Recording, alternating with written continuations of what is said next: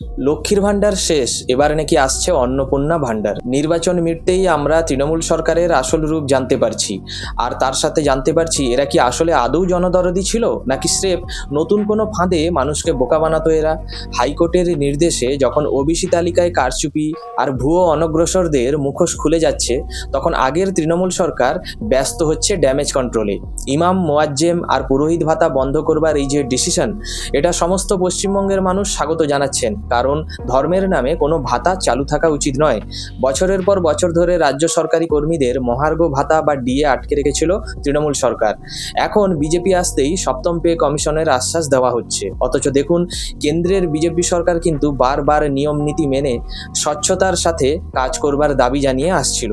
কিন্তু এই তোষণকারী তৃণমূল সরকার এতদিন কেন্দ্রীয় জল জীবন মিশনের মতো গুরুত্বপূর্ণ জনকল্যাণমূলক প্রকল্পকেও আটকে রেখেছিল। আজ এই ধূর্ত রাজনীতির অন্তরালের আসল সত্যটা আপনাদের সামনে টেনে হিঁচড়ে আমরা বার করব। প্রথমে প্রকল্পগুলোর একটা ভিডিও দেখাচ্ছি, আপনারা দেখে নিন, তারপর সম্পূর্ণ বিশ্লেষণ আপনাদের সামনে আমি করে দিচ্ছি। 2026 সালের 1 জুন থেকে পশ্চিমবঙ্গ রাজ্যের সমস্ত সরকারি বাসে পশ্চিমবঙ্গের মহিলাদের জন্য বিনামূল্যে পরিবহন প্রকল্পের নীতিগত অনুমোদন। রাজ্য সরকারি কর্মচারী এবং বিধিবদ্ধ সংস্থা, বোর্ড, নিগম, স্থানীয় সংস্থা, শিক্ষা প্রতিষ্ঠান ইত্যাদি কর্মচারীদের বেতন কাঠামো সংশোধনের লক্ষ্যে 7তম রাজ্য বেতন কমিশনের গঠন। তথ্য ও সংস্কৃতি বিষয়ক দপ্তর এবং সংখ্যালঘু বিষয়ক ও মাদ্রাসা শিক্ষা দপ্তরের অধীনস্থ ধর্মীয় শ্রেণী বিন্যাসের ভিত্তিতে প্রদত্ত সহায়তামূলক প্রকল্পসমূহ বন্ধ। 2011 WPO 60 এবং সংযুক্ত মামলা সমূহে মাননীয় কলকাতা হাইকোর্টের ডিভিশন বেঞ্চের 22/5/2024 তারিখের রায়ের প্রেক্ষিতে ও সরকারি পদে অন্যান্য অনগ্রসর শ্রেণীর জন্য সংরক্ষণের শতকরা হার রাজ্য তালিকাভুক্ত অন্যান্য অনগ্রসর শ্রেণীর তালিকা পুনর্বিবেচনা এবং উপশ্রেণী বিভাগ বাতিলকরণ, মানে নতুন করে এনকোয়ারি হবে এবং হাইকোর্টের নির্দেশ অনুযায়ী যে সমস্ত গোষ্ঠীকে ইনক্লুড করার কথা বলা হয়েছে রাজ্য সরকার সেই বিষয়ে সিদ্ধান্ত নেবেন। একটা রাজনৈতিক ভূমিকম্প তৈরি হচ্ছিল, তা হয়তো বাংলার সাধারণ মানুষ টের পাননি। হঠাৎই ঘোষণা হলো রাজ্যের মন্ত্রিসভার জরুরি বৈঠক, আর সেই বৈঠকে শেষ হতে না হতেই সামনে এলো যা, তা শুনে পুরো রাজ্যের রাজনৈতিক মহল হুলস্থুল হয়ে পড়ে গেল। লক্ষ্মীর ভাণ্ডার বন্ধ, ইমাম ভাতা বা মোয়াজ্জেম ভাতা, পুরোহিত ভাতা সব এক ঝটকায় গায়েব। যে প্রকল্পগুলোকে এতদিন ভোটের ট্রাম্প কার্ড হিসেবে ব্যবহার করা হতো, হঠাৎ কেন সেগুলোতে হাত দিতে বাধ্য হলো শাসক দল, অর্থাৎ বর্তমান বিজেপি সরকার? এটা কি রাজকোষ শূন্য হয়ে যাওয়ার আতঙ্ক, নাকি আদালতের চাবুকের ভয়ে পিছু হটা? আজ আমরা বিশ্লেষণ করব নবান্নের ভেতর সেই সত্য যা এতদিন আপনাদের থেকে লুকিয়ে রাখা হয়েছে। আচ্ছা, আপনি কি ভেবে দেখেছেন সেই সরকার এতদিন ফ্রিতে সবকিছু দেওয়ার রাজনীতি করে এসেছে, তারা হঠাৎ নিজেদের সব থেকে বড় ভোট ব্যাংক নীতিতে কুঠারাঘাত করলো কেন? আসল রহস্যটা কি? পুরো ভিডিওটি শেষ পর্যন্ত দেখুন, কারণ আজ পর্দার পেছনে আসল খেলা ফাঁস হতে চলেছে। মন্ত্রিসভার বৈঠকের পর ঘোষণা করা হলো এক নতুন প্রকল্প, অন্নপূর্ণা যোজনার নীতিতে অনুমোদন। বলা হলো এবার থেকে নারীরা প্রতি মাসে 3000 টাকা করে পাবেন। শুনতে খুব আকর্ষণীয় লাগছে, তাই না? মনে হচ্ছে সরকার যেন দরাজ হাতে টাকা বিলোচ্ছে, কিন্তু এখানেই লুকিয়ে আছে আসল টুইস্ট। এই অন্নপূর্ণা যোজনা আসলে নতুন কিছুই নয়। এতদিন যে লক্ষ্মীর ভাণ্ডার ছিল তারই নাম বদলে দেওয়া হচ্ছে মাত্র। কিন্তু কেন? বিশ্লেষকরা বলছেন তীব্র অর্থনৈতিক সংকটে ডুবে আছে রাজ্য, ঋণের বোঝা আকাশ ছোঁয়া, রাজ্য সরকারি কর্মচারীদের ডিএ বা মহার্ঘ ভাতা দেওয়ার টাকা নেই। আর ঠিক এই সময়ই কেন্দ্রীয় প্রকল্পগুলোর টাকা সরাসরি ব্যাংক অ্যাকাউন্টে পাঠানোর জন্য এবং আর্থিক স্বচ্ছতা বজায় রাখার চাপ বাড়ছিল।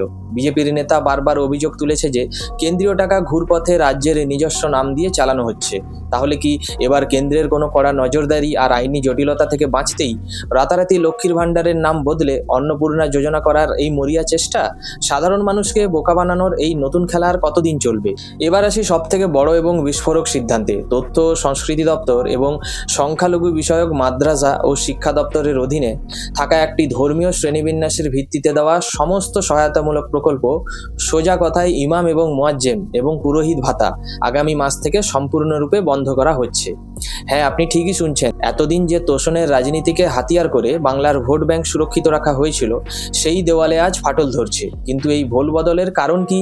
মুখ্যমন্ত্রী কি হঠাৎ করেই খুব নিরপেক্ষ হয়ে গেলেন? একেবারেই না। আসল কারণ হলো কলকাতা হাইকোর্টের ঐতিহাসিক চাবুক। 2024 সালের মে মাসে ওবিসি সংরক্ষণ নিয়ে মাননীয় হাইকোর্টের ডিভিশন বেঞ্চ যে রায় দিয়েছিল, তারপর থেকেই রাজ্য সরকারের পায়ের তলার মাটি সরতে শুরু করেছে।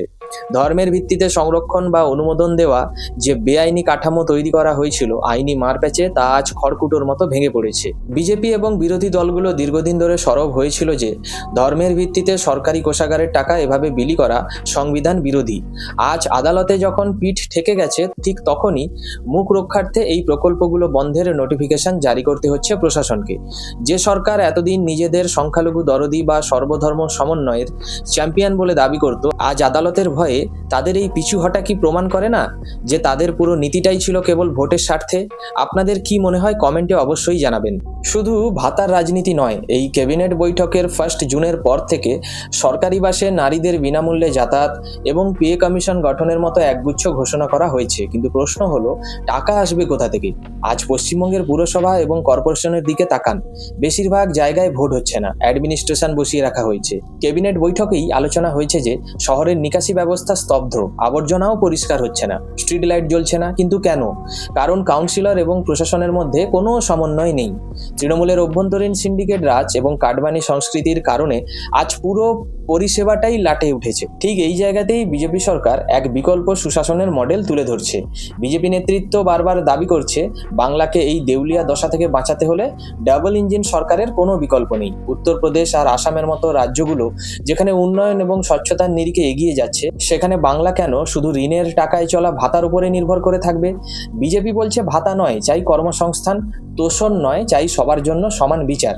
হাইকোর্টের নির্দেশ মেনে ওবিসি তালিকার পুনর্বিবেচনা এবং উপশ্রেণী বিভাগ বাতিলকরণের যে কথা আজ নবান্নকে বলতে হচ্ছে, তা আসলে বিজেপির দীর্ঘদিনের আইনি ও রাজনৈতিক প্রক্রিয়ার লড়াইয়ের একটা জয়। বন্ধুরা, 2026 সালের এই মে মাসের ক্যাবিনেট বৈঠক আসলে কোনো সাধারণ বৈঠক ছিল না। এটি ছিল একটি রাজনৈতিক আত্মসমর্পণের দলিল। যে দল এতদিন ক্ষমতার দম্ভে আইনি নিয়মকানুনকে বুড়ো আঙুল দেখিয়ে এসেছে, আজকে আর্থিক দেউলিয়ত্ব আর আদালতের কড়া অবস্থানের সামনে তারা নতজানু হতে বাধ্য হয়েছে। লক্ষ্মীর ভাণ্ডারের নাম বদলে অন্নপূর্ণা করা কিংবা ধর্মীয় ভাতা রাতারাতি বন্ধ করে দেওয়া, এগুলো জনগণের প্রতি ভালোবাসা থেকে নয়, বরং আগের সরকারের কিছু অদ্ভুত ডিসিশনের কারণে এই সরকারকে তার মাসুল দিতে হচ্ছে। বাংলা আজ এক ঐতিহাসিক সন্ধিক্ষণে দাঁড়িয়ে। একদিকে ছিল ঋণে ডুবে থাকা, তোষণের রাজনীতিতে জর্জরিত এবং আইনি মারপ্যাচে কোণঠাসা আগের সরকার, আর অন্যদিকে রয়েছে আইনি লড়াইয়ে জয়ী, স্বচ্ছতা এবং জাতীয়তাবাদী উন্নয়নের বিকল্প ইস্তেহার নিয়ে আসা বিজেপি সরকার। ভাতার মোহে কি বাংলা আরও অন্ধকারের দিকে তলিয়ে যাবে, নাকি এবার সুশাসন এবং কর্মসংস্থানের নতুন ভোর দেখবে বাঙালি? সিদ্ধান্ত এবার আপনাদের হাতে। আজকের এই বিশ্লেষণ আপনাদের চোখ খুলে দিল কিনা তা অবশ্যই কমেন্ট সেকশনে আমাদের জানাবেন। ভিডিওটি ভালো লাগলে লাইক করুন, বন্ধুদের সাথে শেয়ার করুন। এই রকম ইনভেস্টিগেটিভ রাজনৈতিক বিশ্লেষণ দেখতে চ্যানেলটিকে অবশ্যই সাবস্ক্রাইব করে বেল আইকনটি প্রেস করে রাখুন। দেখা হবে পরের ভিডিওতে। নমস্কার, ধন্যবাদ।